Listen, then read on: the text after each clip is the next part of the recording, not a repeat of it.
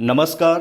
R न्यूजच्या मंगळवार दिनांक 28 मेच्या बातमीपत्रात आपले मनपूर्वक स्वागत. या बातमीपत्राचे प्रायोजक आहेत महालक्ष्मी TMT बार्स. नाते अविरत जुळते आणि प्रत्येकाच्या मनातील चव जपणारे महालक्ष्मी सुरेश मसाले. आजच्या बातमीपत्रात प्रथम पाहूयात गल्लीपासून ते दिल्लीपर्यंतच्या ताज्या घडामोडींचा धावता आढावा आणि स्थानिक बातम्यांमध्ये पाहूयात अभय पत संस्था गैरव्यवहारात 5 जणांना अटक. 3,58,00,000 भ्रष्टाचार आला उघडकीस. या प्रकरणी 22 जणांवर चंदगड पोलिसात गुन्हा दाखल. विनापरवाना बॉक्साईड वाहतूक करणारे 6 ट्रक ताब्यात. जिल्हा खनिकर्म विभागासह चंदगड महसूल विभागाची संयुक्त कारवाई. 6 ट्रकसह सुमारे 16 लाखांचा बॉक्साईड मुद्देमाल जप्त. अपंगांच्या विविध मागण्यांसाठी तहसीलदार आणि पंचायत समिती कार्यालयावर निघणार मोर्चा.